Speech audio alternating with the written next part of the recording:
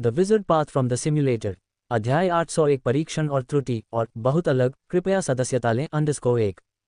सभी 5 true body simulation अवसरों का उपयोग करने के बाद मिल्टन चेनी ने इन 5 सिमुलेशन से प्राप्त लाभों का सारांश दिया। सीधे तौर पर कहें तो इन 5 ट्रू बॉडी सिमुलेशन द्वारा प्रदान की गई सहायता अत्यधिक महत्वपूर्ण थी। कम से कम जादूगर अमर साधना के मार्ग पर नए क्षेत्रों की कटौती में इन ट्रू बॉडी सिमुलेशन से लाभ अपूरणीय थे। इन 5 ट्रू बॉडी सिमुलेशन का अनुभव करने के बाद मिल्टन चेनी अब सच्चे 9वें क्रम की चुड़ैल अमर क्षेत्र का अनुमान लगाने से दूर नहीं थे, वास्तविकता में अत्यधिक लंबे इंतजार की आवश्यकता के बिना भी। इस समय उनके पास 52 टेक्स्ट सिमुलेशन काउंट थे।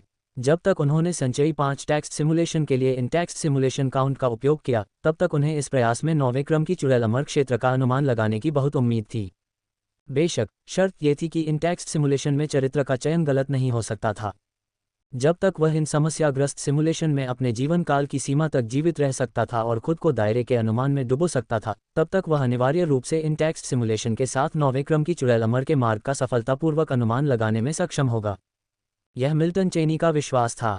एक पल के लिए विचार करने के बाद मिल्टन चेनी ने आगे नहीं सोचा।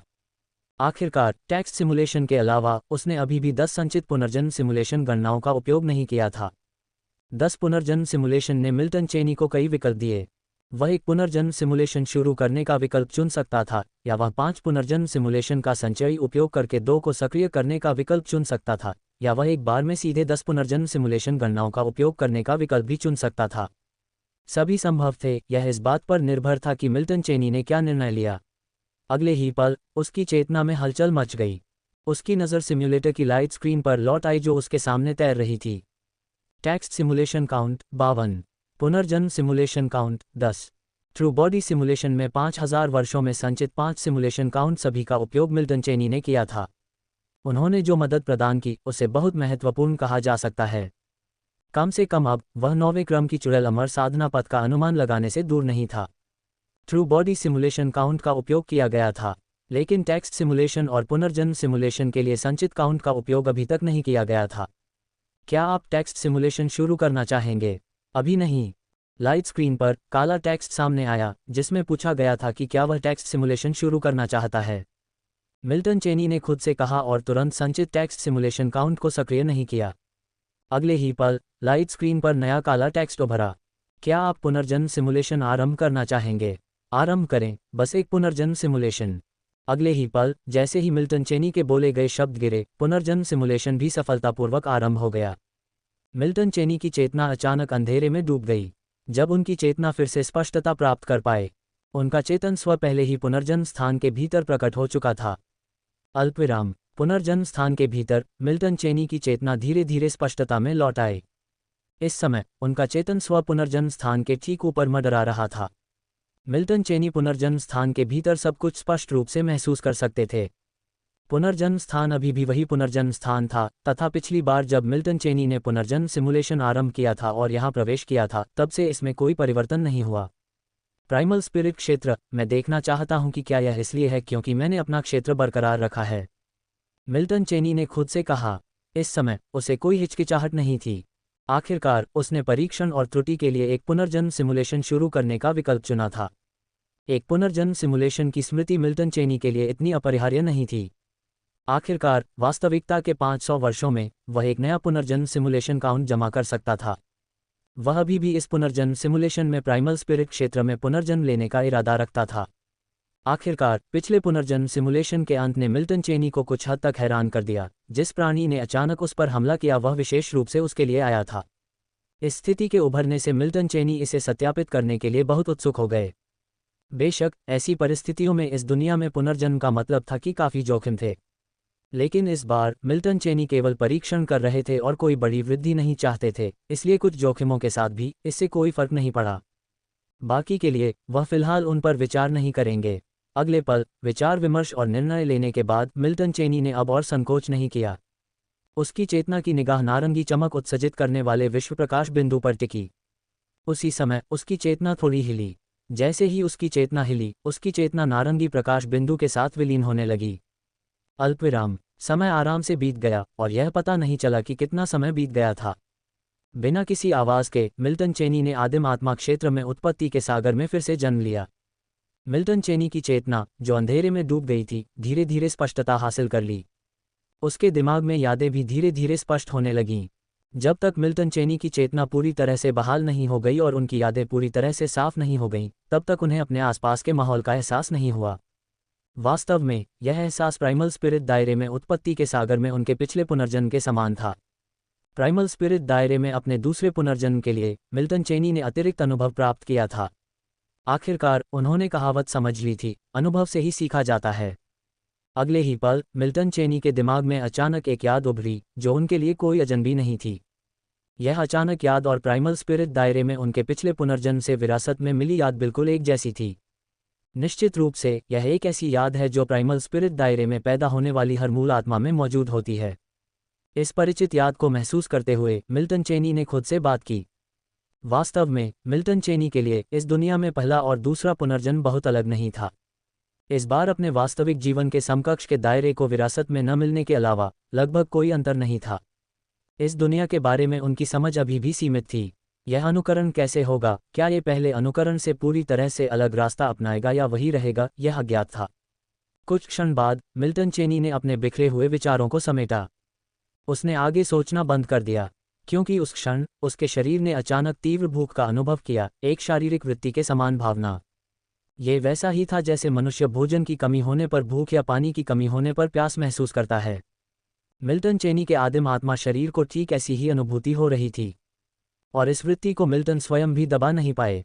पिछली बार जब वह इस दुनिया में पुनर्जन्म लिया था तो यह अनुभूति मौजूद नहीं थी, इसलिए इसके अचानक उभरने से मिल्टन भी क्षण भर के लिए चौंक गए। हालांकि उसने जल्दी ही अपना संयम वापस पा लिया, और अगले ही पल उसने अपने मन में यादों के अनुसार आदिम आत्मा सागर के भीतर संग्रहित मुक्त तैरती ऊर्जा को अवशोषित करना शुरू कर दिया। तुरंत भूख गायब हो गई। जैसे जैसे समय धीरे धीरे बीतता गया, मिल्टन को स्पष्ट रूप से तृप्ति की भावना महसूस हो रही थी। बेशक ये भावना बहुत लंबे समय तक नहीं रही। भूख भी उसके साथ ही लगी। नवजात आदिम आत्मा में ऊर्जा की बहुत कमी थी और इसलिए उसे आदिम आत्मा सागर में निहित ऊर्जा को निगलने की आवश्यकता थी। केवल इस तरह से नवजात आदिम आत्मा विकसित हो सकती थी और तेजी से बढ़ सकती थी। आदिम आत्मा सागर के भीतर मिल्टन ने कुशलतापूर्वक अपने भीतर संग्रहित निरंतर ऊर्जा को आकर्षित किया। अगले चरण तक पूरी तरह से विकसित होने के लिए उसे कम से कम कई लाख वर्षों की आवश्यकता होगी। इसका मतलब था कि यह अवधि मिल्टन के आदिम आत्मा शरीर के लिए विकास का चरण था। उसे हर समय अपने शरीर को ऊर्जा की आपूर्ति बनाए रखनी थी, और इन कई 100,000 सालों में यह मिल्टन के लिए सबसे खतरनाक समय था, क्योंकि अगर इस दौरान कुछ भी अप्रत्याशित हुआ तो उसके पास प्रतिरोध करने की कोई क्षमता नहीं होगी। भले ही वह कुछ और चाहता हो, लेकिन उसकी नवजात आदिम आत्मा वास्तव में शक्तिहीन थी। इस बार उसका पुनर्जन्म सिर्फ एक पुनर्जन्म सिमुलेशन था और उसे वास्तविकता से क्षेत्र विरासत में नहीं मिला था।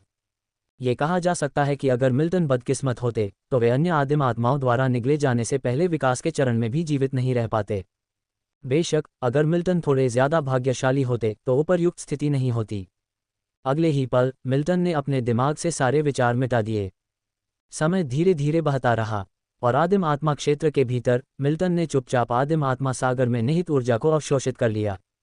अल्पविराम। समय उड़ गया और पलक झपकते ही 4 लाख साल बीत गए। मिल्टन के आदिम आत्मा क्षेत्र में पुनर्जन्म के बाद से 4 लाख साल बीत चुके थे। ईमानदारी से मिल्टन के लिए यह समय लंबा नहीं माना जाता था, लेकिन आदिम आत्मा क्षेत्र के भीतर उनके आदिम आत्मा शरीर के लिए यह एक अविश्वसनीय रूप से लंबा युग था। इस दौरान मिल्टन शायद ही कभी अपने स्थान से हिले। ऐसा नहीं था कि मिल्टन हिलना नहीं चाहता था, इसकी कोई ज़रूरत नहीं थी। इधर उधर घूमने से ऊर्जा खर्च होती, और हालांकि खर्च की गई ऊर्जा ज़्यादा नहीं थी, फिर भी यह समय की बर्बादी थी। और मिल्टन का लक्ष्य जितनी जल्दी हो सके ऊर्जा को अवशोषित करना था, इसलिए वह बिल्कुल भी समय बर्बाद नहीं करना चाहता था। इसके अलावा ऐसा लगता था कि जिस क्षेत्र में वह पैदा हुआ था वह काफ़ी सुरक्षित था, क्योंकि इन कई लाख सालों में कोई दुर्घटना नहीं हुई थी, जिससे मिल्टन के लिए हिलना डुलना और भी ज़्यादा ज़रूरी हो गया।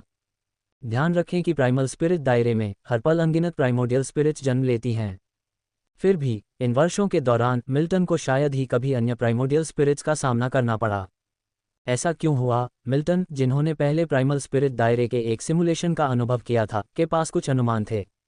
ऐसा संभवतः इसलिए था क्योंकि उनका वर्तमान स्थान प्राइमल स्पिरिट दायरे के शुरुआती क्षेत्र में था। यहाँ अधिकांश नवजात प्राइमोडियल स्पिरिट्स में अभी तक एक दूसरे को निगलने की क्षमता नहीं थी, इसलिए वे सुरक्षित रूप से विकसित हो सकते थे। ऐसी संभावना बहुत अधिक थी क्योंकि मिल्टन ने अपने पिछले सिमुलेशन के दौरान इसकी पुष्टि की थी, लेकिन अंत में किसी अन्य अस्तित्व से अचानक हमले के कारण यह बाधित हो गया था। यह एक संयोग या सिर्फ एक दुर्लभ घटना हो सकती है, लेकिन मिल्टन ने ऐसा नहीं सोचा। उन्होंने ये सत्यापित करने के लिए पुनर्जन्म सिमुलेशन शुरू किया कि यह एक संयोग था या नहीं। बेशक एक पुनर्जन्म सिमुलेशन पर्याप्त नहीं हो सकता है, लेकिन भले ही वह सभी 10 पुनर्जन्म सिमुलेशन गणनाओं का उपयोग करता हो, मिल्टन सच्चाई को उजागर करने के लिए दृढ़ था। मिल्टन को शायद ही कभी अन्य आदिम आत्माओं का सामना करना पड़ा। इसका एक और कारण ये था कि आदिम आत्मा क्षेत्र बहुत विशाल था। हालांकि आदिम आत्माओं के सागर में कई आदिम आत्माएं थीं, लेकिन आदिम आत्माओं के सागर की विशालता की तुलना में वे बहुत अधिक संख्या में नहीं लगती थीं। आदिम आत्माओं के सागर के भीतर मिल्टन चेनी, जो 2 साल से चुप था, ने आखिरकार एक कदम उठाया। मिल्टन चेनी का आदिम आत्मा शरीर हिल गया, फिर धीरे धीरे अपनी स्थिति बदलने लगा।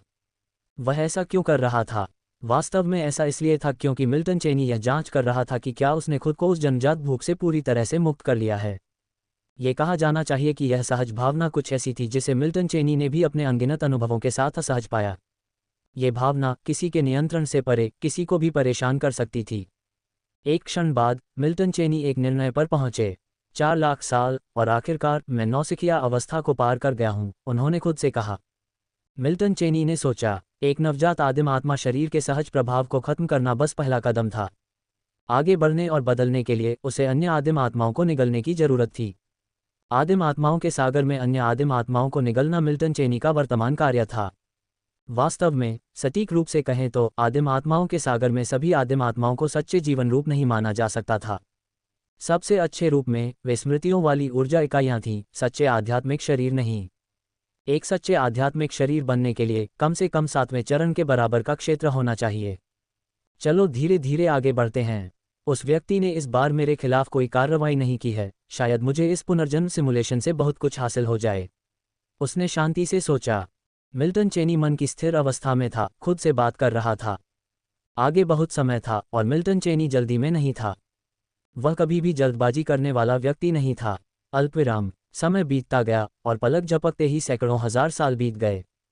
अब तक मिल्टन चेनी को इस दुनिया में पुनर्जन्म लिए हुए 5 लाख से ज्यादा साल बीत चुके थे। इस दौरान मिल्टन चेनी सिर्फ आदिम आत्माओं के सागर के एक क्षेत्र में ही नहीं रहे। इसके बजाय वे लगातार अपने आध्यात्मिक शरीर को घुमाते रहे, आदिम आत्माओं के सागर में घूमते रहे। इन सालों में मिल्टन चेनी न सिर्फ आदिम आत्माओं के सागर से ऊर्जा अवशोषित कर रहे थे, बल्कि उन्होंने दूसरी आदिम आत्माओं को भी निगलना शुरू कर दिया। ये कहना होगा कि हालांकि आदिम आत्माओं को वास्तविक जीवन रूप नहीं माना जाता था, लेकिन मिल्टन चेनी को उनका जीवनकाल उल्लेखनीय लगा। यहाँ तक कि किशोर आदिम आत्माओं का जीवनकाल 10 मिलियन वर्ष के करीब हो सकता है। मनुष्यों के लिए ऐसा जीवनकाल अकल्पनीय था। हालांकि उस समय मिल्टन चेनी के लिए ये केवल कुछ चिंतन का कारण था, ईर्ष्या का भी नहीं।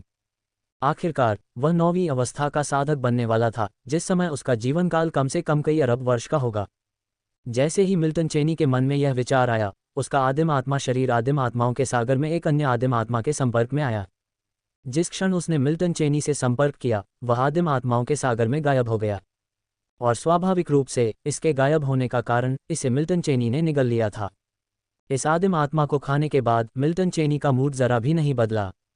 आखिरकार ऐसी घटनाएं वर्षों से लगभग लगातार हो रही थीं। मिल्टन चेनी ने सचेत रूप से गिनती नहीं की कि उसने कितनी आदिम आत्माओं को निगला था, लेकिन ये संख्या कम से कम दसियों मिलियन में थी। अपने गतिशील रूप को रोके बिना मिल्टन चेनी फिर से अपने अगले लक्ष्य की ओर चल पड़ा। आदिम आत्माओं का सागर बहुत बड़ा था, लेकिन अगर वह आदिम आत्माओं को खोजना चाहता तो वे आसानी से मिल जातीं। अगर मिल्टन चेनी जानबूझकर उनसे बचना चाहते तो वे कभी भी ऐसा कर सकते थे। बेशक ऐसा तभी संभव था जब वे अपने से समान स्तर की उन आदिम आत्माओं और अपने से कमजोर आत्माओं से दूर रहें। अल्पविराम। समय धीरे धीरे बीतता गया और इस बार 3 मिलियन वर्ष एक झटके में बीत गए। आदिम आत्माओं के सागर में मिल्टन चेनी ने आखिरी पास की सच्ची आत्मा देह को कुशलता से निगल लिया। अपने आध्यात्मिक शरीर में बदलावों को महसूस करते हुए मिल्टन चेनी ने अपने भीतर एक हल्की हलचल महसूस की। ऐसा लगता है कि मैं आदिम आत्मा देह के पहले परिवर्तन से बहुत दूर नहीं हूं, उन्होंने सोचा। इस समय इस दुनिया में उनके पुनर्जन्म के बाद से लगभग 4 मिलियन वर्ष बीत चुके थे, लेकिन उन्हें अभी तक किसी भी मजबूत आध्यात्मिक शरीर का अचानक हमला करते हुए सामना नहीं करना पड़ा था।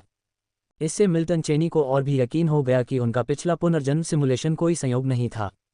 आदिम आत्मा शरीर का परिवर्तन कुछ ऐसा था जिसे मिल्टन चेनी स्पष्ट रूप से समझ सकते थे। आखिरकार इसे उनके दायरे की उन्नति माना जाता था। आदिम आत्मा क्षेत्र में साधना स्तर अनिवार्य रूप से आध्यात्मिक शरीर के परिवर्तन का चरण है। इस संबंध में आदिम और दानव समानताएं साझा करते हैं। एक बार जब आदिम आत्मा शरीर का परिवर्तन शुरू हुआ तो मिल्टन चेनी स्पष्ट रूप से महसूस कर सकते थे कि उनका आध्यात्मिक शरीर लगातार आदिम सागर से ऊर्जा खींच रहा है।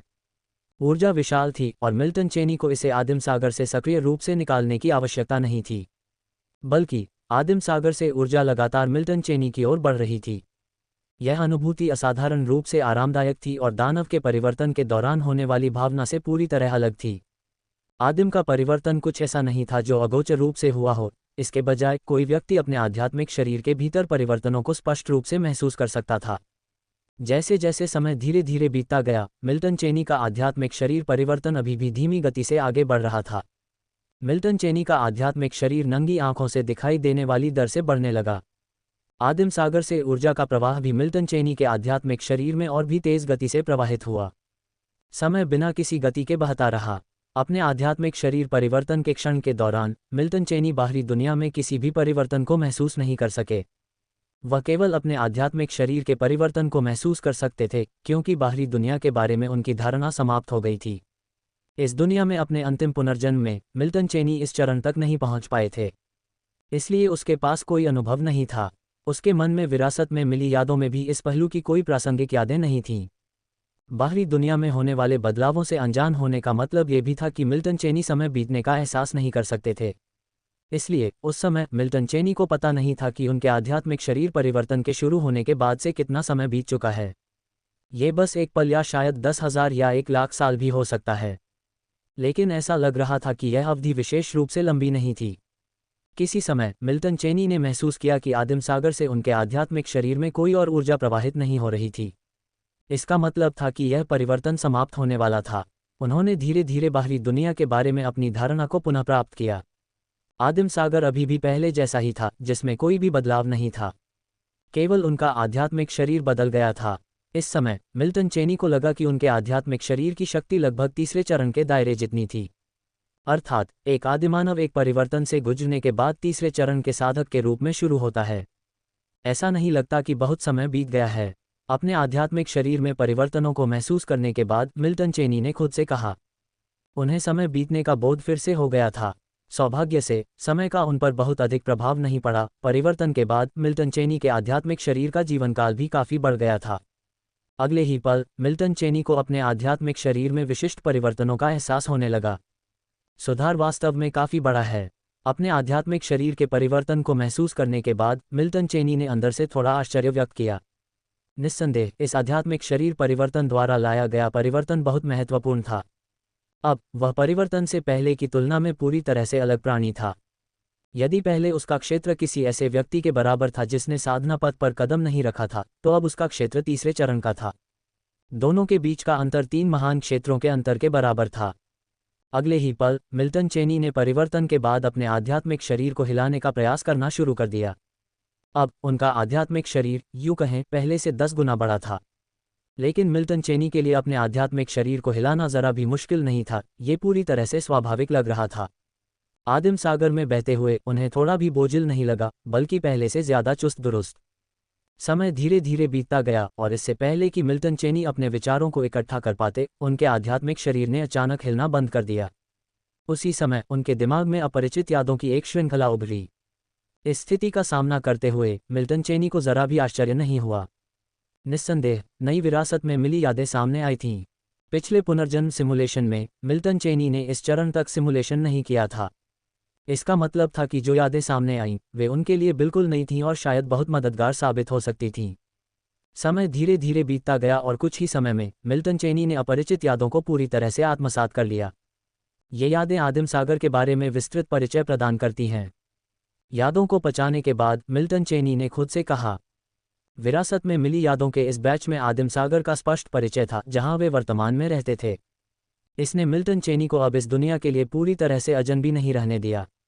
ये यादें उनके लिए मददगार थीं, लेकिन बहुत ज़्यादा नहीं, क्योंकि विरासत में मिली यादें ऐसी चीज़ हैं जो हर आदिम के पास होती हैं, इसलिए वे बहुत ज़्यादा आलोचनात्मक नहीं हो सकती। अगले ही पल मिल्टन चेनी ने अपने मन में चल रहे विचारों को एक तरफ रख दिया और अपने आध्यात्मिक शरीर को एक बार फिर से धीरे धीरे हिलाना शुरू कर दिया। परिवर्तन पूरा करने के बाद मिल्टन चेनी को अभी तक अन्य आध्यात्मिक निकायों का सामना करना बाकी था। बेशक वह इतनी जल्दी अन्य आध्यात्मिक निकायों का सामना नहीं करना चाहता था, खासकर तब जब परिवर्तन के बाद वह जिस क्षेत्र में उभरा वह अब वह शुरुआती जिला नहीं था जिसे वह पहले जानता था। इसके अलावा इस बार पुनर्जन्म सिमुलेशन में मिल्टन चेनी को वास्तविकता से शक्तिशाली क्षेत्र विरासत में नहीं मिला था। अब उन्हें आदिम सागर के भीतर कमज़ोर माना जाता था। उन्हें जो करने की ज़रूरत थी वह था अपने अस्तित्व को सुनिश्चित करना और विकास को बढ़ावा देना। एक बार जब वह परिवर्तन के बाद अपने आध्यात्मिक शरीर को पूरी तरह से स्थिर कर लेता, तभी वह अन्य आदिम को अवशोषित करना जारी रखने पर विचार करता। अल्पविराम। समय धीरे धीरे बीतता गया और पलक झपकते ही 3 मिलियन वर्ष बीत गए। आदिम सागर के अंदर मिल्टन चेनी का आध्यात्मिक शरीर इसके भीतर घूमता रहा। इन लाखों वर्षों के दौरान मिल्टन चेनी उस क्षेत्र में घूमते रहे जिससे वे परिचित थे। हालांकि इस अवधि के दौरान उनकी प्रगति विशेष रूप से महत्वपूर्ण नहीं थी, लेकिन उन्होंने किसी भी खतरनाक स्थिति का सामना नहीं किया था। मिल्टन चेनी के लिए ये पहले से ही पर्याप्त था। आखिरकार इस पुनर्जन्म सिमुलेशन में उनका मुख्य उद्देश्य वास्तव में परीक्षण और समस्या निवारण करना था। इस तरह के आधार पर यह स्वाभाविक रूप से अनुसरण करता है कि वे इस पुनर्जन्म सिमुलेशन में जितने लंबे समय तक जीवित रह सकते हैं उतना ही बेहतर होगा। एट नोवेल्बन एट वे जितने लंबे समय तक जीवित रहेंगे उनके द्वारा सत्यापित संभावनाओं की वास्तविकता उतनी ही अधिक होगी। मिल्टन चेनी ने नहीं सोचा था कि वे इस पुनर्जन्म सिमुलेशन में महत्वपूर्ण प्रगति कर सकते हैं, और वास्तव में उन्होंने इसके लिए उच्च उम्मीदें नहीं रखी थीं। आखिरकार अगर उन्हें पुनर्जन्म सिमुलेशन में महत्वपूर्ण प्रगति करनी थी तो उन्हें 8वें चरण से अधिक ऊंचे दायरे में आगे बढ़ना होगा, अन्यथा यह उसके वास्तविक विश्व के लिए बेकार होगा। फिर भी अपने वास्तविक विश्व बल पर भरोसा किए बिना पुनर्जन्म सिमुलेशन में 9वें चरण के दायरे में आगे बढ़ना निस्संदेह एक अत्यंत कठिन कार्य था। आखिरकार उसके वास्तविक विश्व ने इतने सारे सिमुलेशन अवसरों का उपयोग किया था, फिर भी वह केवल 8वें चरण के दायरे में था। यदि यह इतना सरल होता तो उसका वास्तविक विश्व अभी भी 8वें चरण के दायरे में नहीं होता। अगले ही पल मिल्टन चेनी ने अपने विचारों को एक तरफ रख दिया और इस पर विचार करना बंद कर दिया। अल्पविराम। समय उड़ गया और पलक झपकते ही असंख्य वर्ष बीत गए। आदिम आत्मा क्षेत्र के भीतर मिल्टन चेनी का आध्यात्मिक शरीर अचानक रुक गया। दूसरा परिवर्तन। मिल्टन चेनी ने खुद से कहा। इन असंख्य वर्षों में हालांकि उसने जानबूझकर आदिम आत्माओं को नहीं खाया था, फिर भी परिवर्तन आ गया। आखिरकार बहुत लंबा समय जमा हो गया था। मिल्टन चेनी के लिए भी असंख्य वर्षों को समय की छोटी अवधि नहीं माना जाता था। दूसरे आध्यात्मिक शरीर परिवर्तन के कारण होने वाली गड़बड़ी पहले परिवर्तन से कहीं ज्यादा थी। आदिम आत्मा क्षेत्र में ऊर्जा की अनगिनत धाराएं उनके आध्यात्मिक शरीर में तेजी से उमड़ पड़ीं।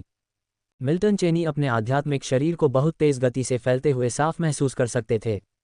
यह विस्तार सिर्फ उनके आध्यात्मिक शरीर के भौतिक विकास में ही प्रकट नहीं हुआ था, यह क्षेत्र का अतिक्रमण भी था। बाहर का समय चुपचाप खिसक गया। मिल्टन चेनी, जो आदिम आत्मा शरीर परिवर्तन के बीच में थे, समय बीतने से पूरी तरह अनजान थे। उनकी चेतना एक रहस्यमय अवस्था में गिर गई थी। यह एहसास कुछ हद तक पहले परिवर्तन जैसा था, फिर भी इसमें अंतर था। उसी समय मिल्टन चेनी के दिमाग में अपरिचित यादों का एक और खंड उभरने लगा। जैसे ही मिल्टन चेनी ने अपना दूसरा आध्यात्मिक शरीर परिवर्तन शुरू किया, आदिम आत्मा शरीर की विरासत की यादें और भी पूरी हो गईं। कुछ क्षण बाद मिल्टन चेनी धीरे धीरे इस अनोखी अनुभूति से उभरे। यादें स्पष्ट होती गईं और चेतना धीरे धीरे वापस लौटी। मिल्टन चेनी एक बार फिर बाहरी दुनिया के अस्तित्व को स्पष्ट रूप से महसूस कर सकते थे। बेशक समय की उनकी समझ भी सामान्य हो गई थी। इस बिंदु पर मिल्टन चेनी के दिमाग में कोई भी अनावश्यक विचार नहीं उभर रहे थे, क्योंकि दूसरा परिवर्तन पूरा करने के बाद भी उनका दायरा अभी भी बहुत कमज़ोर था। वास्तविकता में उनके द्वारा बनाए गए सिमुलेशन दायरे से उन्हें बहुत कम मदद मिली। इसके अलावा उन्होंने पुनर्जन्म सिमुलेशन में कई दायरे की उन्नति का अनुभव किया था, इसलिए स्वाभाविक रूप से उनके मन में इसके बारे में कोई विशेष भावना नहीं होगी। अगले ही पल मिल्टन चेनी ने चुपचाप उन यादों को पचा लिया जो परिवर्तन के बाद उनके दिमाग में आई थीं। इस परिवर्तन के बाद मिल्टन चेनी के दिमाग में विरासत में मिली स्मृति का एक बड़ा हिस्सा जुड़ गया था। कम से कम विरासत में मिली स्मृति के पिछले 2 उदाहरणों की तुलना में इस बार की स्मृति काफ़ी महत्वपूर्ण थी, फिर भी मिल्टन चेनी की सभी यादों की तुलना में यह महत्वहीन था। इस प्रकार मिल्टन चेनी ने इन विरासत में मिली यादों को जल्दी से पचा लिया। सभी विरासत में मिली यादों को पचाने के बाद मिल्टन चेनी ने चुपचाप विचार किया। इस बार यादें अभी भी बहुत अस्पष्ट थीं, ज़्यादातर आदिम आत्मा क्षेत्र के बारे में। सभी विरासत में मिली यादों को पचाने के बाद भी मिल्टन चेनी को हमेशा लगा कि इस दुनिया के बारे में उनकी समझ अभी भी व्यापक नहीं है। उस समय उनके मन में एक सवाल था। वह ये था कि क्या इस दुनिया में सभी आदिम आत्माएं आदिम आत्मा क्षेत्र के भीतर मौजूद हैं। अफसोस की बात है कि इस सवाल का जवाब कुछ ऐसा था जो कोई भी उन्हें नहीं बता सका। अल्पविराम। समय धीरे धीरे बीतता गया और पलक झपकते ही करोड़ों साल बीत गए। आदिम आत्मा सागर में मिल्टन चेनी अपने से कम आदिम आत्माओं को भक्षण कर रहे थे। मिल्टन चेनी का आध्यात्मिक शरीर इन करोड़ों वर्षों में कुछ हद तक मजबूत हो गया था, लेकिन सुधार बहुत सीमित था। इस समय मिल्टन चेनी ने इस सिमुलेशन को सीधे समाप्त करने के बारे में भी सोचा, क्योंकि यह सिमुलेशन उनके लिए बहुत सार्थक नहीं था। परीक्षण और त्रुटि पहले ही पूरी हो चुकी थी। इसके बाद उसे केवल एक और पुनर्जन्म सिमुलेशन शुरू करने की आवश्यकता थी, जिसमें एक बार फिर से इसे सत्यापित करने के लिए शीर्ष पर 5 परतें हों। हालांकि कुछ सोचने के बाद मिल्टन चेनी ने अस्थायी रूप से इस विचार को खारिज कर दिया। आखिरकार इस पुनर्जन्म सिमुलेशन से अप्रत्याशित लाभ हो सकते हैं। यदि वह सक्रिय रूप से सिमुलेशन को समाप्त कर देता तो कुछ भी नहीं बचता, और यह मिल्टन चेनी की शैली नहीं थी। समय बीतना मिल्टन चेनी के लिए गौण महत्व का था। इस पुनर्जन्म सिमुलेशन के दौरान अब तक उन्होंने शायद ही किसी खतरनाक स्थिति का सामना किया हो। उसने अपने से अधिक शक्तिशाली किसी आध्यात्मिक शरीर का सामना नहीं किया था। ये पुनर्जन्म सिमुलेशन बहुत आसानी से चल रहा था, लेकिन यह वास्तव में वह नहीं था जो मिल्टन चेनी चाहते थे। सौभाग्य से मिल्टन चेनी में बहुत धैर्य था, और उनके मन की शक्ति ने किसी भी नकारात्मक भावना को उत्पन्न होने से रोक दिया। समय धीरे धीरे बीतता गया, वर्ष तेजी से बीतते गए, और पलक झपकते ही 30 मिलियन वर्ष बीत गए। जब से मिल्टन चेनी ने इस दुनिया में पुनर्जन्म लिया है, तब से लगभग 100 मिलियन वर्ष बीत चुके हैं। यह अवधि मिल्टन चेनी के लिए भी बहुत लंबी थी। हालांकि अधिकांश समय उनके सिमुलेशन अनुभव 100 मिलियन वर्षों से अधिक समय तक चले, इसका मतलब यह नहीं था कि मिल्टन चेनी के लिए 100 मिलियन वर्ष संक्षिप्त थे। इसके विपरीत वर्तमान मिल्टन चेनी के लिए भी 100 मिलियन वर्ष अभी भी एक बहुत लंबी अवधि थी। बेशक जिस तरह समय का उन पर कोई प्रभाव नहीं पड़ा, उसी तरह इसका आदिम आत्मा सागर पर भी कोई प्रभाव नहीं पड़ा। एक निश्चित क्षण में मिल्टन चेनी की चेतना अपनी शून्य अवस्था से बाहर निकली। इस क्षण वह अपने आध्यात्मिक शरीर में परिवर्तन को स्पष्ट रूप से महसूस कर सकता था। उसके आसपास का वातावरण नहीं बदला था, लेकिन उसका आध्यात्मिक शरीर एक महत्वपूर्ण बिंदु पर पहुंच गया था। वह इस अनुभूति से परिचित था, क्योंकि यह भावना इस पुनर्जन्म सिमुलेशन में पहली बार प्रकट नहीं हुई थी। आध्यात्मिक शरीर के पहले और दूसरे परिवर्तनों का अनुभव करने के बाद उसका आदिम आत्मा शरीर तीसरे परिवर्तन को अपनाने वाला था। यह एक ऐसा क्षेत्र था जिसे मिल्टन चेनी ने खुद ही निखारा था। वह अब शायद ही कभी अन्य आदिम आत्माओं को सक्रिय रूप से निगलने की कोशिश करता था, अपना अधिकांश समय आदिम आत्मा सागर की ऊर्जा को अवशोषित करने में बिताता था। तीसरा परिवर्तन शुरू हो गया है, मिल्टन चेनी ने सोचा। अगले ही पल उसके आध्यात्मिक शरीर ने अपना परिवर्तन शुरू कर दिया। उसका मूल रूप से बहुत बड़ा नहीं आध्यात्मिक शरीर अनियंत्रित रूप से फैलने और फूलने लगा। ये परिवर्तन के दौरान उनके आध्यात्मिक शरीर पर परिलक्षित सबसे प्रत्यक्ष परिवर्तन था। आदिम आत्मा सागर के भीतर एक विशाल आध्यात्मिक शरीर प्रकट हुआ, और यह वास्तव में मिल्टन चेनी का आध्यात्मिक शरीर था। समय धीरे धीरे बीतता गया, मिल्टन चेनी का विशाल आध्यात्मिक शरीर सच्चे आत्मा सागर क्षेत्र से ऊर्जा को निगल रहा था। मिल्टन चेनी के आध्यात्मिक शरीर में ऊर्जा की शक्तिशाली धाराएं बह रही थीं, और इस समय उनके आसपास कोई अन्य आध्यात्मिक शरीर नहीं था। ये परिवर्तन बहुत लंबे समय तक चला, सैकड़ों हजारों वर्षों तक चला, जब तक कि परिवर्तन धीरे धीरे कम नहीं हो गए। मिल्टन चेनी का आध्यात्मिक शरीर भी धीरे धीरे सिकुड़ने लगा। बेशक इसका मतलब यह नहीं था कि मिल्टन चेनी कमजोर हो रहे थे। इसका मतलब बस इतना था कि परिवर्तन पूरी तरह से पूरा हो चुका था। क्योंकि अगर मिल्टन चेनी चाहते तो वे किसी भी समय अपने आदिम आत्मा शरीर को उस विशाल अवस्था में वापस ला सकते थे जो परिवर्तन के दौरान थी। तीसरे आध्यात्मिक शरीर परिवर्तन के बाद मिल्टन चेनी के मन में कोई विचार आने से पहले ही अपरिचित यादों की एक धारा उभर आई। इसलिए मिल्टन चेनी ने अपने आध्यात्मिक शरीर में होने वाले परिवर्तनों की अपनी धारणा को एक तरफ रख दिया, और अपने मन में नई उभरी हुई विरासत में मिली यादों को आत्मसात करना शुरू कर दिया। समय धीरे धीरे बीतता गया, विरासत में मिली यादें धीरे धीरे मिल्टन चेनी द्वारा पचाई गईं।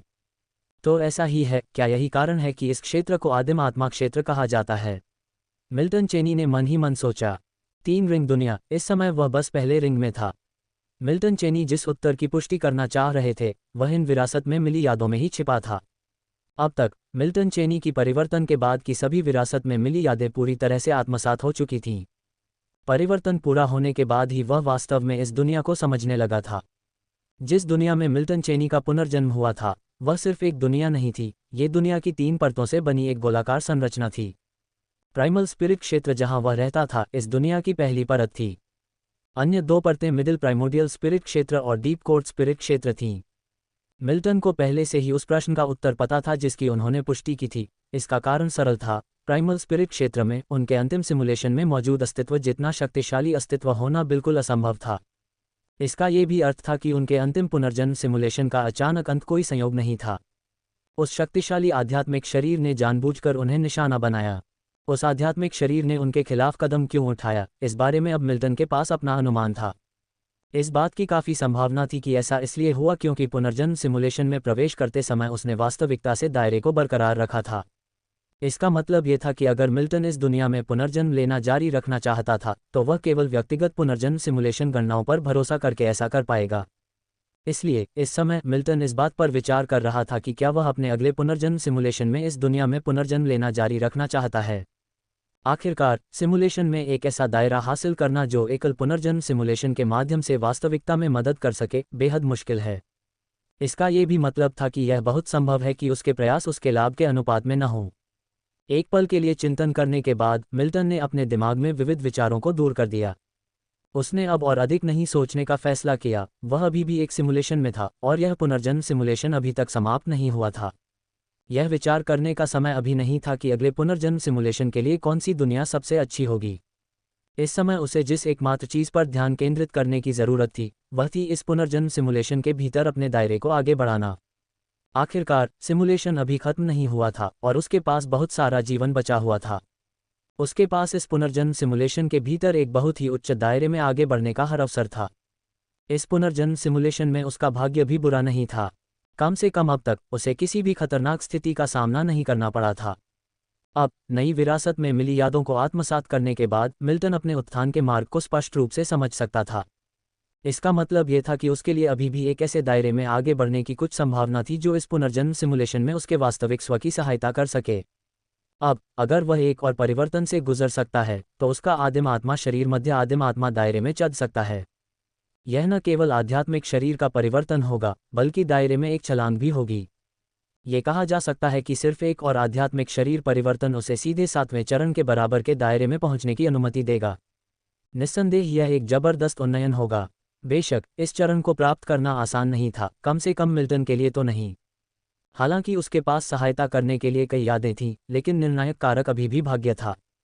आखिरकार परिवर्तन को जारी रखने के लिए उसे यह सुनिश्चित करना होगा कि अगले दसियों लाख वर्षों में उसके आध्यात्मिक शरीर को किसी भी खतरनाक स्थिति का सामना न करना पड़े। मध्य आदिम आत्मा क्षेत्र में आरोहण विशेष रूप से दूर नहीं लगता है, इस समय मिल्टन ने खुद से कहा। ईमानदारी से कहूं तो एकांत पुनर्जन्म सिमुलेशन के लिए इतनी दूर तक पहुंचना मिल्टन पहले से ही काफ़ी संतुष्ट था। लेकिन पुनर्जन्म सिमुलेशन की यही प्रकृति है। जब शुरुआत से शुरू किया जाता है तो कोई नहीं जानता कि सिमुलेशन का अंतिम बिंदु कहाँ होगा। इस चरण तक पहुंचने के बाद मिल्टन स्वाभाविक रूप से आगे बढ़ना जारी रखना चाहते थे। इस अवस्था में भी यह उसके वास्तविक जीवन के लिए बहुत मददगार नहीं था। केवल तभी जब वह इस पुनर्जन्म सिमुलेशन में 8वें चरण से ऊपर के क्षेत्र में वास्तव में प्रवेश कर सकता था, वह वास्तव में अपने वास्तविक जीवन के स्व को प्रभावित कर सकता था। यही कारण है कि इस बिंदु पर पुनर्जन्म सिमुलेशन कुछ हद तक अक्षम लग रहा था। जैसे जैसे उसका वास्तविक जीवन क्षेत्र बढ़ता गया, पुनर्जन्म सिमुलेशन में प्रगति के लिए उसके वास्तविक जीवन के स्व की सहायता करना अधिक कठिन होता गया। यह अपरिहार्य है। अब मिल्टन का लक्ष्य पहले मध्य आदिम आत्मा क्षेत्र में चढ़ना था। आखिरकार एक एक कदम उठाते हुए मिल्टन चेनी के पास धैर्य की कमी नहीं थी। ये सोचकर मिल्टन ने आगे सोचना बंद कर दिया। इसके बजाय उसने अपने मन में विरासत में मिली यादों का अनुसरण किया, धीरे धीरे अपने आध्यात्मिक शरीर को उत्तेजित किया। तीसरे आध्यात्मिक शरीर परिवर्तन को पूरा करने के बाद जिस गति से मिल्टन ने अपने आध्यात्मिक शरीर को संचालित किया वह बहुत बढ़ गई थी। इसे अब उनके आध्यात्मिक शरीर की चाल नहीं कहा जा सकता था, बल्कि उनका आध्यात्मिक शरीर आदिम आत्माओं के समुद्री क्षेत्र से होकर गुजर रहा था। मिल्टन का आध्यात्मिक शरीर आदिम आत्माओं के समुद्री क्षेत्र से होकर गुजर रहा था। अन्य आदिम आत्मा शरीर कभी कभी उनके पास से गुजरते थे, लेकिन मिल्टन ने उन पर ध्यान नहीं दिया। इस बिंदु पर अन्य आदिम आत्माओं का सेवन करने से उन्हें कोई लाभ नहीं मिल रहा था। समय धीरे धीरे बीत रहा था क्योंकि मिल्टन लगातार आदिम आत्माओं के समुद्री क्षेत्र से गुजर रहे थे। अल्पविराम। समय धीरे धीरे बीत रहा था और पलक झपकते ही करोड़ों साल बीत गए थे और मिल्टन का आध्यात्मिक शरीर जो आदिम आत्मा क्षेत्र के समुद्री क्षेत्र से होकर गुजर रहा था ने आखिरकार इस क्षण अपनी हरकतें बंद कर दीं। मिल्टन को आदिम आत्माओं के समुद्र से आदिम आत्मा क्षेत्र के किनारे तक की यात्रा करने में लगभग 40 मिलियन साल लग गए। अकेले इससे आदिम आत्माओं के समुद्र की विशालता का पता चलता है। मिल्टन के लिए भी यह अवधि कुछ लंबी थी। इस बिंदु पर वह अपने गंतव्य पर पहुंच गया था। आगे चढ़ने के लिए उसे केवल अपने आध्यात्मिक शरीर में पर्याप्त शक्ति जमा करने की जरूरत थी ताकि वह चौथे परिवर्तन के महत्वपूर्ण बिंदु तक पहुंच सके। क्योंकि ऐसा करने से जिस क्षण उसने चौथा परिवर्तन पूरा किया, वह मध्य आदिम आत्मा क्षेत्र में चढ़ने में भी सक्षम हो जाएगा। इस समय मिल्टन चेनी अपने चौथे परिवर्तन के महत्वपूर्ण बिंदु तक पहुंचने से अभी भी काफी दूर थे और इसके लिए काफी समय की आवश्यकता होगी। मिल्टन चेनी के अनुमान में इसमें कम से कम 20 मिलियन वर्ष लगेंगे। 20 मिलियन वर्ष का जीवन काल उनके लिए चिंता का विषय नहीं था। या ये कहा जा सकता है कि आदिम आत्माओं में दीर्घायु की कमी नहीं थी। हालांकि उन्हें ये सुनिश्चित करना था कि इन 20 मिलियन वर्षों के दौरान उन्हें किसी भी खतरे का सामना न करना पड़े, अन्यथा वे सफलता के कगार पर ही विफल हो सकते थे। मिल्टन चेनी के आध्यात्मिक शरीर के पूरी तरह से रुकने के बाद एक अकथनीय शक्ति ने उसे घेर लिया। अगले ही पल मिल्टन चेनी स्पष्ट रूप से अपने आध्यात्मिक शरीर पर काम करने वाले आकर्षण बल को महसूस कर सकते थे। ये पहली बार था जब इस पुनर्जन्म सिमुलेशन में ऐसी स्थिति उत्पन्न हुई थी। लेकिन अपनी विरासत में मिली यादों के कारण मिल्टन चेनी इससे अपरिचित नहीं थे। उन्होंने जानबूझकर इस आकर्षक शक्ति का विरोध नहीं किया, बल्कि इसे अपने आध्यात्मिक शरीर का मार्गदर्शन करने दिया। अगले ही पल मिल्टन चेनी का आध्यात्मिक शरीर अपने मूल स्थान से गायब हो गया। जब ये फिर से प्रकट हुआ तो ये पूरी तरह से अपरिचित क्षेत्र में था। उसी समय मिल्टन चेनी के दिमाग में अपरिचित स्मृति का एक खंड उभरा। जैसे जैसे समय धीरे धीरे बीतता गया, मिल्टन चेनी ने धीरे धीरे और पूरी तरह से इस स्मृति को आत्मसात कर लिया। यह क्षेत्र कोई और नहीं बल्कि आदिम आत्मा क्षेत्र से मध्य आदिम आत्मा क्षेत्र तक का मार्ग था। बेशक यहाँ उनके अचानक प्रकट होने का मतलब यह नहीं था कि वे मध्य आदिम आत्मा क्षेत्र में चढ़ सकते थे, यह असंभव था। उन्हें आरोहण शुरू करने से पहले चौथा परिवर्तन पूरा करना था। आरोहण शुरू करने से भी 100% सफलता दर की गारंटी नहीं थी। बेशक इस संबंध में मिल्टन चेनी कुछ हद तक आश्वस्त थे। तथाकथित परीक्षण उनके लिए बहुत बड़ी चुनौती नहीं थे, और यह अप्रत्याशित स्मृति जो उसके मन में उभरी वह मध्य आदिम आत्मा क्षेत्र का एक संक्षिप्त परिचय मात्र थी। इस बार उसके मन में उभरी स्मृति पूरी तरह से स्वतंत्र थी। अर्थात ये स्मृति तभी उभरेगी जब वह इस स्थान पर पहुंचेगा। स्मृति को आत्मसात करने के बाद मिल्टन चेनी ने अवचेतन रूप से अपने आसपास के वातावरण को महसूस किया। आसपास केवल उसका आध्यात्मिक शरीर ही मौजूद था। आदिम आत्मा क्षेत्र से मध्य आदिम आत्मा क्षेत्र तक का चैनल अलग अलग छोटे कमरों से बना था, और प्रत्येक कमरा वास्तव में एक अलग छोटे आरोहण चैनल का प्रतिनिधित्व करता था। यहाँ ऐसे अरबों छोटे कमरे हैं, लेकिन अलग अलग कमरे एक दूसरे से अलग थलग हैं, इसलिए यहाँ आध्यात्मिक शरीरों के खाए जाने की चिंता करने की कोई ज़रूरत नहीं है। जैसे ही कोई इस स्थान पर पहुँचता है, ये वास्तव में एक विकल्प का प्रतिनिधित्व करता है, क्योंकि अगर कोई बिना किसी प्रतिरोध के यहाँ खींचा जाता है तो छोड़ने का एकमात्र विकल्प मध्य आदिम आत्मा क्षेत्र में सफलतापूर्वक चढ़ना है। मिल्टन चेनी लंबे समय से तैयार थे। बेशक इसका मतलब यह नहीं है कि यहाँ कोई खतरा नहीं है। यह असंभव होगा। आखिरकार ये स्थान प्राइमल स्पिरिट दायरे के किनारे पर है और अप्रत्याशित प्राणी हमेशा संभव हैं। हालांकि जब तक कोई बहुत बदकिस्मत न हो, दुर्घटना का सामना नहीं करना चाहिए। किसी भी मामले में मिल्टन चेनी आत्मसंतुष्ट नहीं होंगे। इसलिए भले ही वह आरोही चैनल के खींचने वाले बल का जबरदस्ती विरोध कर सकता था, लेकिन उसने ऐसा नहीं करने का फैसला किया। आगे बढ़ते हुए मिल्टन चेनी केवल एक ही काम कर सकते थे, वह था इंतजार करना। आखिरकार उन्होंने अभी तक चौथा परिवर्तन पूरा नहीं किया था, जिसका मतलब था कि वह अभी तक आरोही बनने के योग्य नहीं थे। यदि चौथे परिवर्तन को पूरा करना मध्य आदिम आत्मा क्षेत्र के लिए टिकट के समान था, तो निस्संदेह मिल्टन चेनी को यह टिकट अभी तक नहीं मिला था। जहां तक ये सवाल है कि उन्हें यह टिकट कब मिलेगा, यह इस बात पर निर्भर करता है कि वे अपने आध्यात्मिक शरीर के चौथे परिवर्तन को कब पूरा करेंगे। प्रत्येक आदिम आत्मा शरीर जिसने 4 परिवर्तन पूरे कर लिए हैं, मध्य आदिम आत्मा क्षेत्र में चढ़ने की आशा रखता है। इसके अलावा यह अवसर केवल एक बार का सौदा नहीं है। असफलता के बाद कोई फिर से प्रयास कर सकता है। वास्तव में असफल आरोहण का मतलब यह नहीं है कि किसी के पास और कोई मौका नहीं है। यह क्षेत्र को तोड़ने जैसा है। यदि कोई सफलता विफल हो जाती है तो कोई दूसरी बार भी प्रयास कर सकता है। लेकिन एक बार असफल होने की कीमत महत्वपूर्ण है, क्योंकि एक बार असफल होने के बाद फिर से चढ़ने की कोशिश करने के लिए अनगिनत वर्षों तक प्रतीक्षा करनी होगी। यहाँ तक कि आदिम आत्माओं के लिए भी, यदि यह अवधि बहुत लंबी है तो व्यक्ति अपने जीवन में कई बार आरोहण का अनुभव नहीं कर सकता है। अल्पविराम। समय धीरे धीरे बहता गया और पलक झपकते ही 20 मिलियन वर्ष बीत गए। और मिल्टन चेनी आरोहण चैनल के भीतर धीरे धीरे होश में आ गए। वे स्पष्ट रूप से महसूस कर सकते थे कि उनका आध्यात्मिक शरीर एक और परिवर्तन से गुजर रहा है। इस दुनिया में पुनर्जन्म लेने के बाद से यह उनका चौथा परिवर्तन था और यह सबसे महत्वपूर्ण था, क्योंकि यह परिवर्तन इस बात से भी संबंधित था कि क्या वे एक ही झटके में मध्य आदिम आत्मा क्षेत्र में चढ़ सकते हैं। उसी समय उनके आध्यात्मिक शरीर पर आकर्षण का एक और बल प्रकट हुआ, और जिस स्थान पर वे इस समय थे वह वास्तव में आदिम आत्मा क्षेत्र से मध्य आदिम आत्मा क्षेत्र तक जाने वाला आरोहण मार्ग था। यह आकर्षण बल आरोहण के अवसर का प्रतिनिधित्व करता था। परिवर्तन और आरोहण एक साथ हुआ। ये शुरू हो गया है। यह विचार मिल्टन चेनी के दिल की गहराई से उमड़ पड़ा। अगले ही पल मिल्टन चेनी ने अपने दिल की गहराई में बिखरे हुए सभी विचारों को दबा दिया।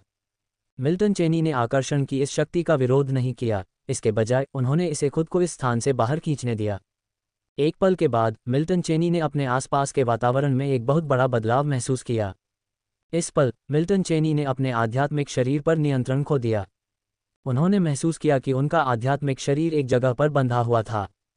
इस समय वे वास्तव में ऊपर नहीं चढ़ सकते थे। उन्हें अपने आध्यात्मिक शरीर पर नियंत्रण पाने के लिए पहले इसके परिवर्तन को पूरा करना था। सौभाग्य से मिल्टन चेनी तैयार थे और वे जरा भी परेशान नहीं थे। आदिम आत्मा शरीर का परिवर्तन शुरू हुआ। मिल्टन चेनी स्पष्ट रूप से महसूस कर सकते थे कि उनका आध्यात्मिक शरीर लगातार आदिम आत्मा के समुद्र से ऊर्जा खींच रहा था।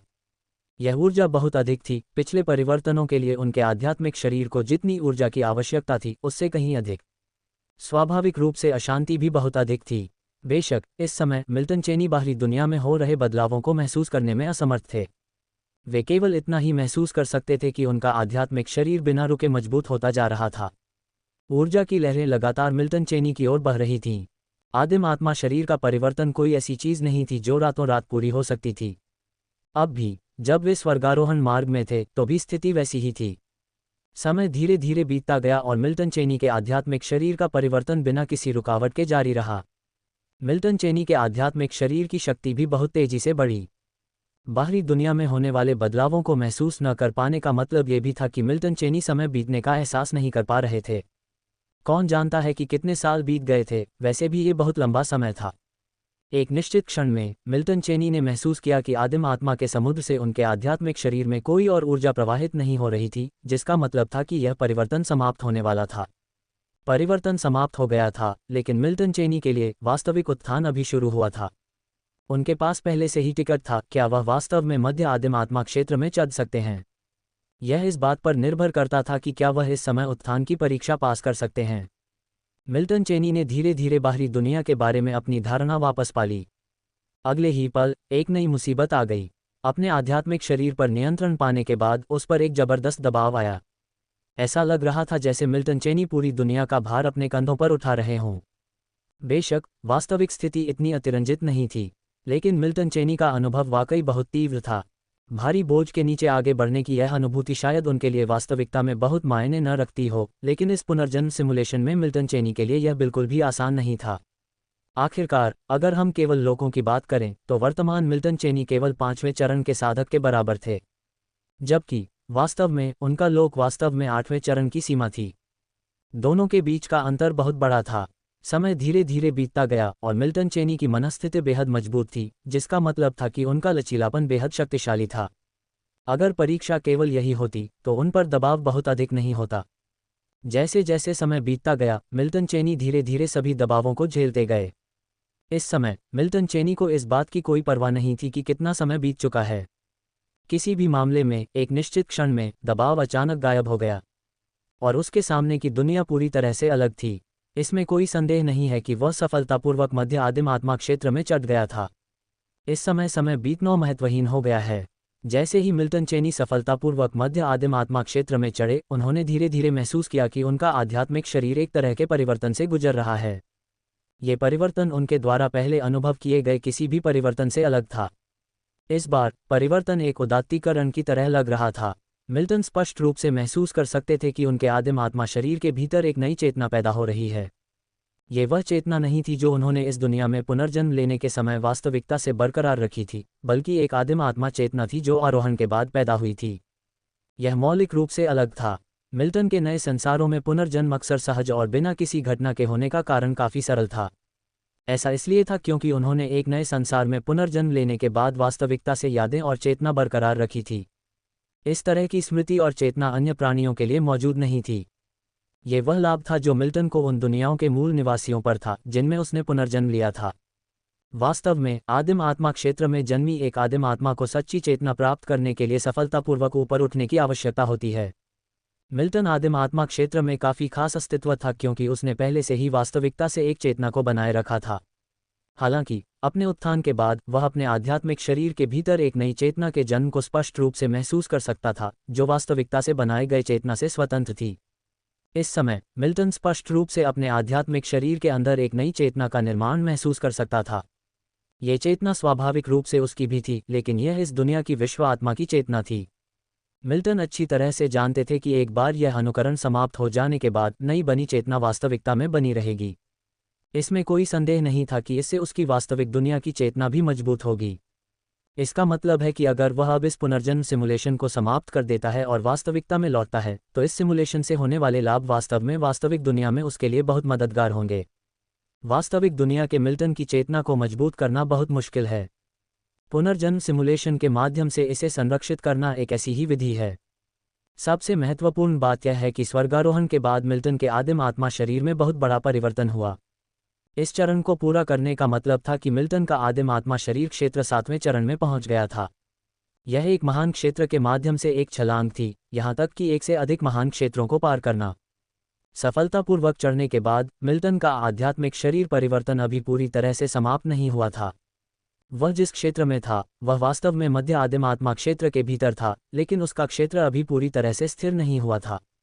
आखिरकार इस तरह के एक आवश्यक परिवर्तन को पूरा करना किसी भी तरह से आसान बात नहीं थी।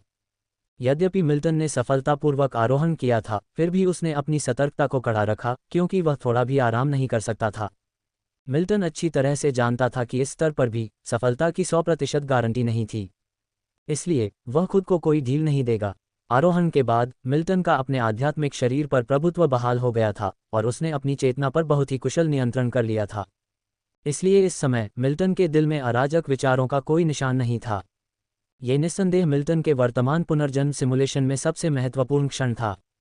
आखिरकार ये निर्धारित करता है कि क्या वह वास्तव में इस सिमुलेशन में एक मजबूत पैर जमा सकता है।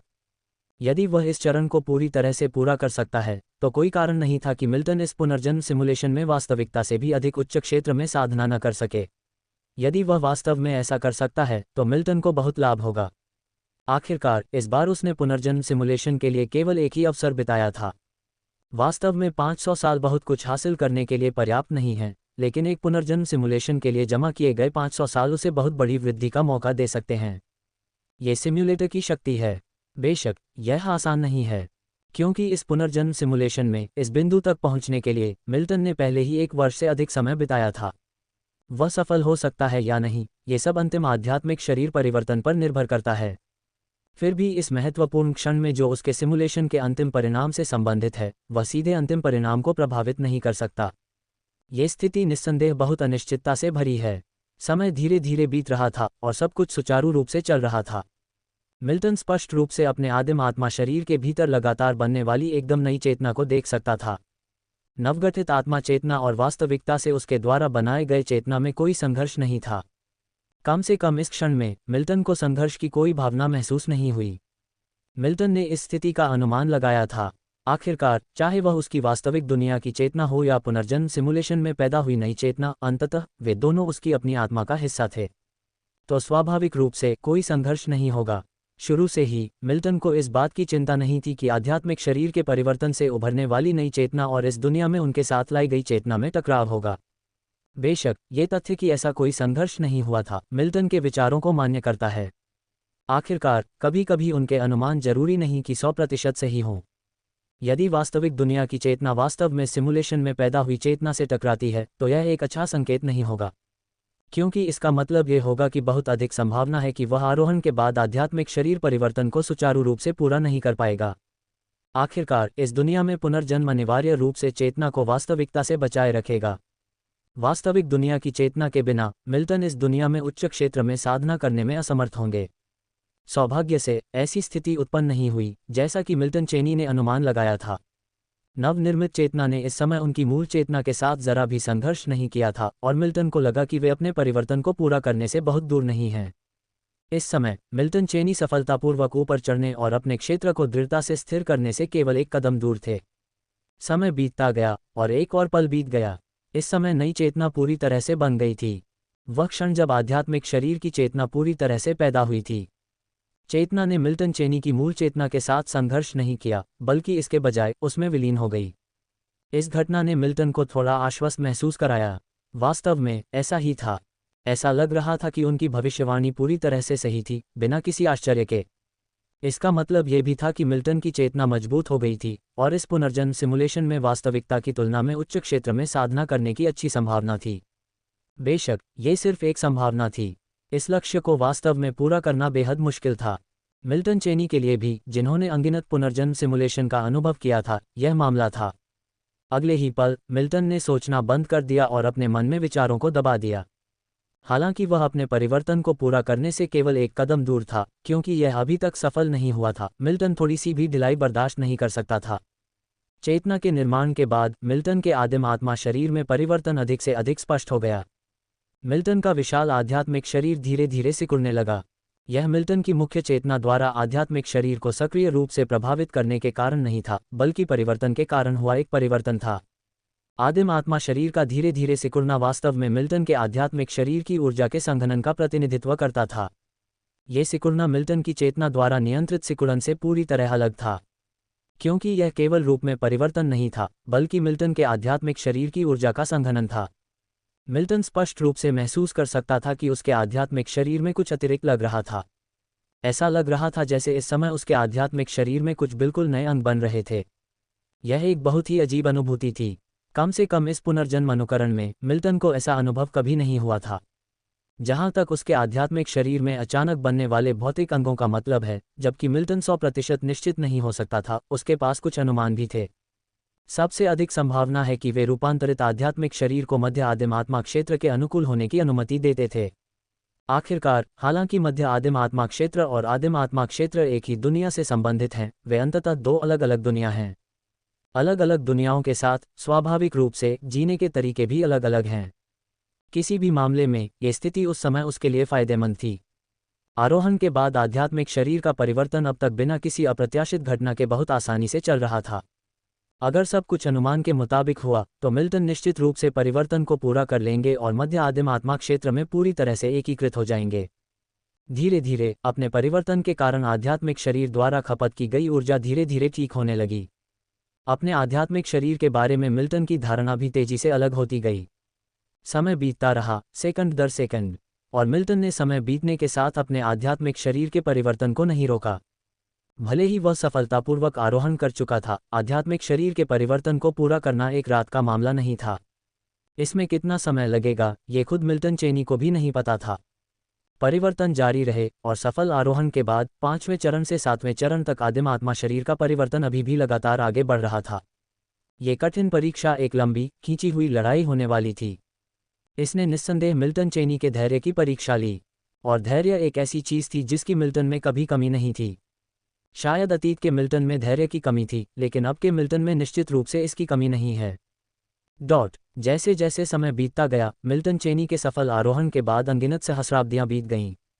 लेकिन वह इस समय भी आरोहण मार्ग में था। यह आदिम आत्मा क्षेत्र से मध्य आदिम आत्मा क्षेत्र तक का मार्ग नहीं था, बल्कि मध्य आदिम आत्मा क्षेत्र के भीतर का मार्ग था। समय बिना किसी जल्दबाजी के बहता रहा और मिल्टन के आदिम आत्मा शरीर में परिवर्तन कभी नहीं रुके। जहां तक समय बीतने की बात है, मिल्टन ने बहुत पहले ही इसे अपने दिमाग से निकाल दिया था। इस समय मिल्टन चेनी के लिए समय अप्रासंगिक हो गया था। सहस्राब्दियों के बाद सहस्राब्दियां बीत गईं, लेकिन मिल्टन चेनी ने अभी भी अपने आदिम आत्मा शरीर का अंतिम परिवर्तन पूरा नहीं किया था। इस समय उनके दायरे को 7वें चरण का माना जा सकता था, फिर भी उनका आध्यात्मिक शरीर मध्य आदिम आत्मा क्षेत्र के वातावरण के साथ पूरी तरह से एकीकृत नहीं हुआ था। हालांकि वे पूरी तरह से सफल नहीं हुए थे, लेकिन वे असफल भी नहीं हुए थे। उनकी सफलता की कमी का कारण बस इतना था कि उनके आध्यात्मिक शरीर के भीतर परिवर्तन अभी भी जारी थे। मिल्टन चेनी हमेशा से समझते थे कि आरोहण परिवर्तन के अंत का संकेत नहीं है। वे दोनों के बीच के क्रम के बारे में स्पष्ट थे। पिछले मिल्टन चेनी इसे जानते थे और उनका वर्तमान स्व भी। आखिरकार 5वें और 7वें चरणों के बीच का अंतर बहुत बड़ा था, क्योंकि दोनों मौलिक रूप से अलग थे। इसलिए आरोहण के बाद परिवर्तन को पूरा करने के लिए बहुत समय की आवश्यकता होती है। सभी आदिम आत्माओं को आरोहण के बाद इस परिवर्तन का सामना करना पड़ा। मिल्टन चेनी अकेले नहीं थे। हालांकि मिल्टन चेनी ने इस दुनिया में स्थानांतरित होने पर वास्तविकता से अपनी चेतना को बनाए रखा। एक बार जब वह इस चरण में पहुंच गए तो सभी आदिम आत्माओं के लिए शुरुआती बिंदु एक ही था। बेशक फिर भी मिल्टन चेनी के पास महत्वपूर्ण लाभ थे। उनकी मनस्थिति दुर्जय थी। अन्य आदिम आत्माएं इसकी तुलना दूर से भी नहीं कर सकती थीं। इन युगों के दौरान मिल्टन चेनी का आध्यात्मिक शरीर हर पल परिवर्तन से गुजर रहा था। उन्होंने शुरू से ही इस तरह के बदलाव के लिए खुद को ढाल लिया था, इसलिए स्वाभाविक रूप से उनके दिल में कोई भावनाएं नहीं उठीं। उन्होंने अपने पिछले पुनर्जन्म सिमुलेशन में और भी लंबी परिवर्तन प्रक्रियाओं से गुजरा था। मिल्टन चेनी बहुत अनुभवी थे, इसलिए उन्होंने हर चीज का सामना अत्यंत संभाव से किया। अल्पविराम। समय धीरे धीरे खिसकता गया और पलक झपकते ही 4 मिलियन वर्ष बीत गए। एक निश्चित क्षण में मिल्टन चेनी की चेतना में थोड़ी हलचल हुई, क्योंकि इस क्षण उन्हें लगा कि उनके आध्यात्मिक शरीर में परिवर्तन गायब हो गए हैं और कोई नया परिवर्तन नहीं हुआ है। उनके स्वर्गारोहण के बाद के करोड़ों वर्षों के दौरान ऐसी स्थिति पहले कभी नहीं आई थी। निस्संदेह ये परिवर्तन के अंत का संकेत था।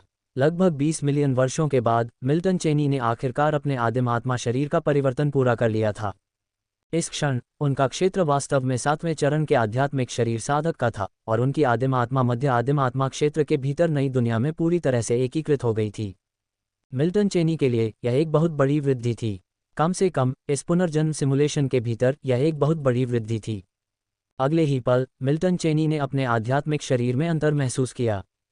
अब मिल्टन चेनी स्पष्ट रूप से महसूस कर सकते थे कि उनका आध्यात्मिक शरीर सच्ची पूर्णता की ओर बढ़ रहा था।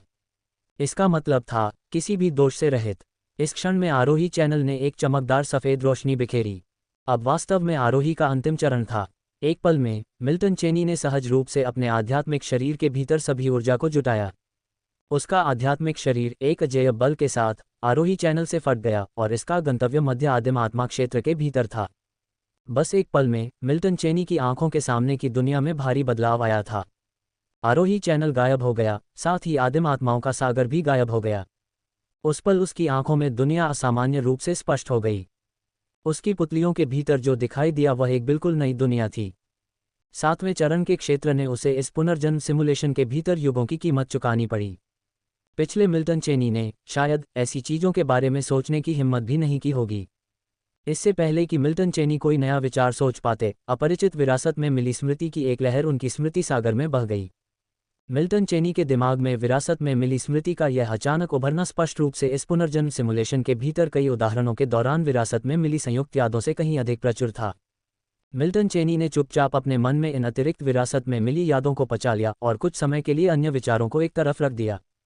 समय धीरे धीरे बीतता गया और उसके मन में मौजूद स्पष्ट यादें धीरे धीरे मिल्टन चेनी द्वारा पूरी तरह से अवशोषित कर ली गईं। एक पल बाद मिल्टन चेनी ने अपनी आंखें खोलीं। मिल्टन चेनी के दिमाग में विरासत में मिली याद धीरे धीरे स्पष्ट होने लगी। अपने दिमाग में विरासत में मिली याद को पचाने और अपनी आंखें खोलने के बाद मिल्टन अवचेतन रूप से अपने आसपास के माहौल को समझने लगा। इस समय वह पहले से ही मध्य आदिम आत्मा क्षेत्र में था। यहाँ समुद्र की तरह आध्यात्मिक ऊर्जा का कोई सागर नहीं था, बल्कि एक जमीनी दुनिया थी। मिल्टन वर्तमान में मध्य आदिम आत्मा क्षेत्र के ऊपर एक महाद्वीप पर था। जहाँ तक मध्य आदिम आत्मा क्षेत्र के भीतर अपने विशिष्ट स्थान का सवाल है, मिल्टन अस्पष्ट था, क्योंकि उसके दिमाग में इस जगह की कोई प्रासंगिक यादें नहीं थीं। हालांकि इससे पहले कि मिल्टन इस नई दुनिया को ध्यान से समझ पाता, उसके आसपास का स्थान अचानक से बदल गया। अगले ही पल एक अपरिचित आध्यात्मिक शरीर उसके बगल में दिखाई दिया। मिल्टन की आंखें थोड़ी सिकुड़ गईं। उसकी नज़र उस आध्यात्मिक शरीर पर टिकी रही जो अचानक उसके बगल में दिखाई दिया था। इस आध्यात्मिक शरीर से मिल्टन को अपनी आभा से कमज़ोर नहीं एक आभा महसूस हो रही थी। बेशक यह उससे भी ज़्यादा मजबूत नहीं था। ये बहुत संभव था कि उनके दायरे बराबर हों। ये स्थान ब्लैक एक्सटेंडिंग कॉन्टिनेंट है जो 9 संत संप्रदाय से संबंधित है। आपके आध्यात्मिक शरीर के मध्य आदिम आत्मा दायरे में ढल जाने के बाद मैं आपको आत्मा पैटर्न को पंजीकृत करने के लिए ले जाऊंगा। आत्मा पैटर्न को पंजीकृत करने के बाद नई विरासत में मिली स्मृति प्रकट होगी। अपरिचित आध्यात्मिक शरीर बोला, उसका स्वर बिना किसी उतार चढ़ाव के सपाट था। हालांकि यह एक नई भाषा थी जिस पर मिल्टन ने महारत हासिल नहीं की थी। विरासत में मिली स्मृति के साथ वह शब्दों के अर्थ को स्पष्ट रूप से समझ सकता था। हालांकि मिल्टन आध्यात्मिक शरीर के शब्दों की सामग्री से अपरिचित था, लेकिन वह घबराया नहीं। उसने अवचेतन रूप से सिर हिलाया और फिर अपरिचित आत्मा को शांति से देखा।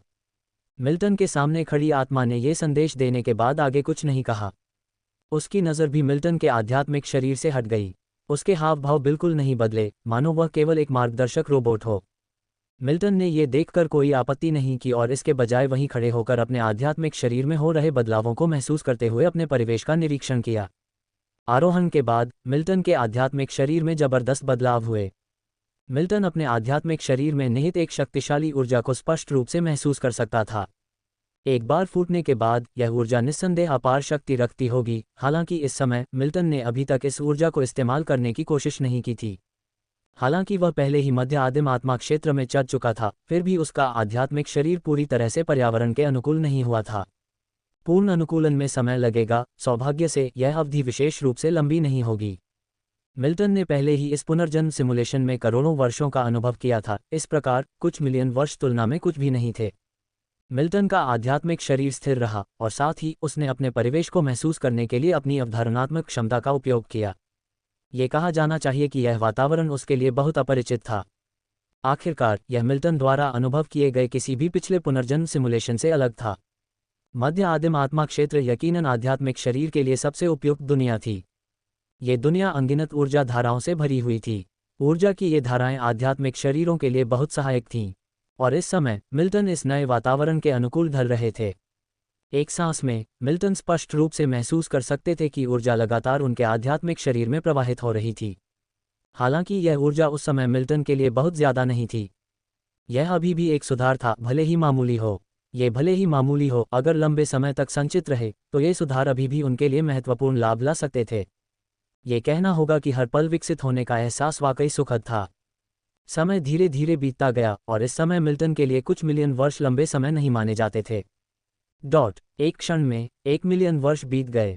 1 मिलियन वर्षों के बाद मिल्टन के बगल में खड़ा अपरिचित आध्यात्मिक शरीर एक शब्द भी नहीं बोला था, बस चुपचाप मिल्टन के नए वातावरण के अनुकूल होने की प्रतीक्षा कर रहा था।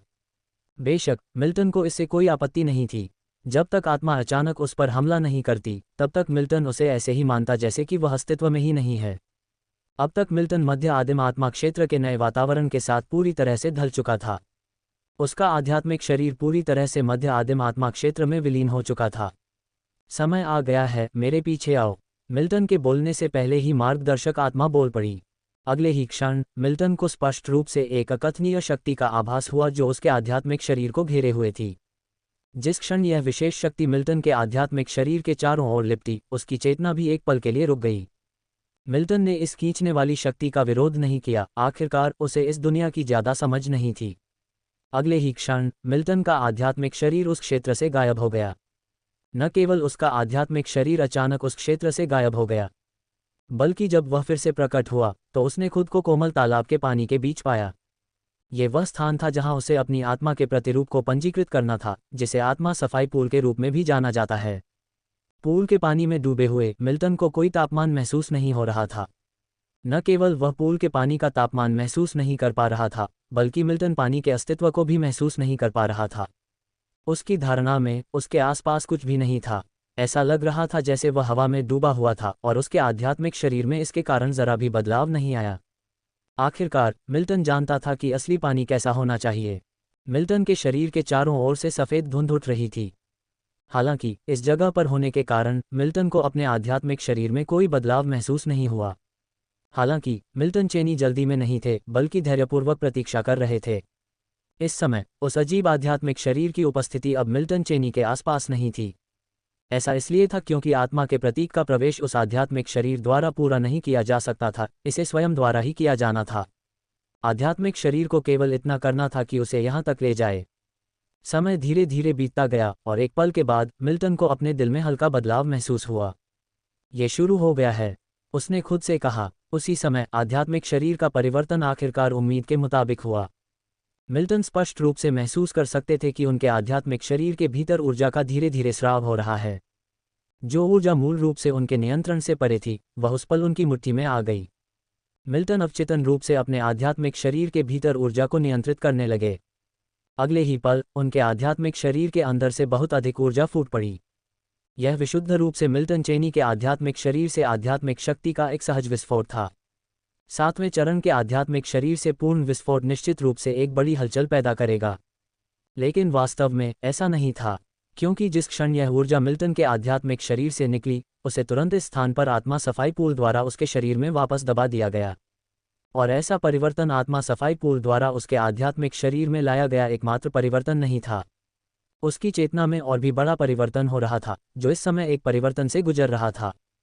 परिवर्तन पूरा होने के बाद और उसकी चेतना, जो धीरे धीरे स्थिर हो गई थी, अब और भी मजबूत महसूस हुई। मिल्टन के लिए उसकी चेतना को मजबूत करना सबसे महत्वपूर्ण था। आखिरकार उसकी चेतना जितनी मजबूत होगी, उसे इस दुनिया में उच्च क्षेत्रों में आगे बढ़ने के उतने ही अधिक अवसर मिलेंगे। चेतना में परिवर्तन का मिल्टन पर बहुत स्पष्ट प्रभाव पड़ा। वह स्पष्ट रूप से महसूस कर सकता था कि उसके विचार अधिक चुस्त हो रहे हैं, और यद्यपि उसकी सोच पहले से ही तेज थी, अब ये और भी तेज हो गई थी।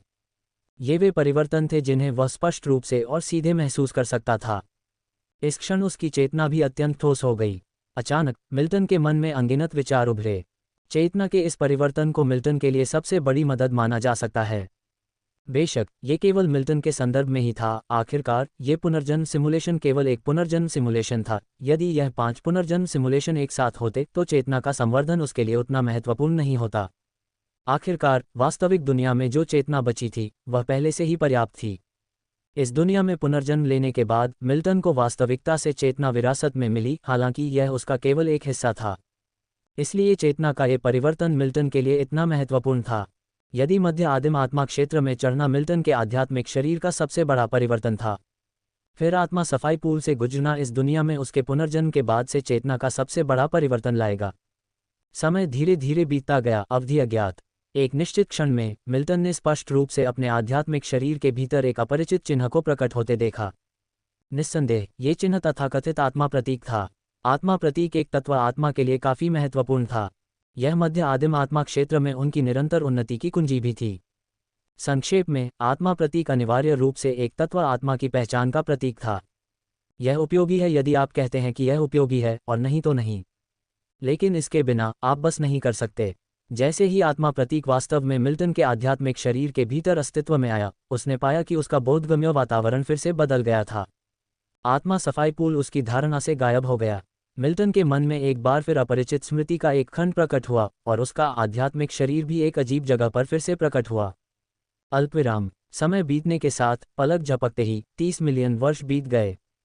मध्य आदिम आत्मा क्षेत्र में ब्लैक एक्सटेंडिंग कॉन्टिनेंट पर 9 पवित्र संप्रदायों में मिल्टन चेनी एक मंडप में क्रॉस लेग बैठे थे। उनके सामने एक और तत्व आत्मा भी क्रॉस लेग बैठी थी, जिसकी आभा मिल्टन की तुलना में बहुत अधिक शक्तिशाली थी। जैसे जैसे समय धीरे धीरे बीतता गया, दूसरे तत्व आत्मा ने पहले अपनी आंखें खोलीं, उसके बाद मिल्टन ने भी धीरे धीरे अपनी आंखें खोलीं। धन्यवाद मास्टर, मैंने इसे पूरी तरह से समेकित कर दिया है। मिल्टन चेनी ने सम्मानपूर्वक बात की। एक और आध्यात्मिक प्राणी ने उदासीनता से सिर हिलाया, और इससे पहले कि उनका आध्यात्मिक शरीर हिल गया और मिल्टन चेनी के सामने से गायब हो गया, उसने कुछ और नहीं कहा। अपने आध्यात्मिक शरीर को पूरी तरह से स्थिर करने के बाद मिल्टन चेनी ने थोड़ा सोचा। ये कहना जरूरी था कि मध्य आदिम आत्मा क्षेत्र की तुलना में वास्तविक दुनिया की तरह था। आखिरकार यहाँ शक्ति पदानुक्रम थे, साथ ही अधिक शक्तिशाली आध्यात्मिक प्राणी भी थे। शायद पिछले पुनर्जन्म सिमुलेशन में मुझ पर अचानक हमला किया गया था, क्योंकि मुझे एबिसल क्षेत्र से स्काउट समझ लिया गया था। मिल्टन चेनी ने खुद से ही अनुमान लगाया। 30 मिलियन वर्ष बीत चुके थे, और मिल्टन चेनी अब इस दुनिया से अपरिचित नहीं थे। आखिरकार जिस गुट में वे शामिल हुए थे, वह मध्य आदिम आत्मा क्षेत्र की सभी शक्तियों में भी उच्च स्थान पर था। 9 पवित्र संप्रदायों की प्रतिष्ठा ब्लैक एक्सटेंडिंग कॉन्टिनेंट से कहीं आगे तक पहुंच गई थी। ये तथ्य कि मिल्टन चेनी आरोहण के तुरंत बाद इस शक्ति में शामिल हो सके, वास्तव में उनके सौभाग्य को दर्शाता है। और इस शक्ति में शामिल होने से उन्हें गुट के माध्यम से इस दुनिया की अपनी समझ को गहरा करने में बहुत मदद मिली थी। अब तक वह इस दुनिया और रसातल क्षेत्र के बीच के विशाल संघर्ष के बारे में भी स्पष्ट हो चुका था। आध्यात्मिक दुनिया में रसातल क्षेत्र की घुसपैठ को व्यापक रूप से वर्णित किया जा सकता है। बेशक रसातल क्षेत्र में आध्यात्मिक क्षेत्र की घुसपैठ भी वैसी ही थी। यही कारण था कि सभी आध्यात्मिक प्राणियों को आरोहण के बाद अपनी आत्मा के पैटर्न को पंजीकृत करने की आवश्यकता होती थी, जो पहचान सत्यापन के साधन के रूप में कार्य करता था। दुर्भाग्य से, जबकि मिल्टन चेनी की दुनिया के बारे में समझ बढ़ गई थी, उच्च क्षेत्रों तक पहुंचने में उनकी प्रगति कमजोर थी। आध्यात्मिक प्राणी की साधना जितनी आगे बढ़ती गई उतनी ही धीमी होती गई। ये कुछ ऐसा था जिसके बारे में मिल्टन चेनी को पता था, लेकिन उन्होंने पहले कभी इसका अनुभव नहीं किया था। 30 मिलियन वर्षों तक साधना करने के बाद ही उन्हें वास्तव में एहसास हुआ कि यह गति कितनी धीमी थी। बेशक ये वास्तव में सामान्य था।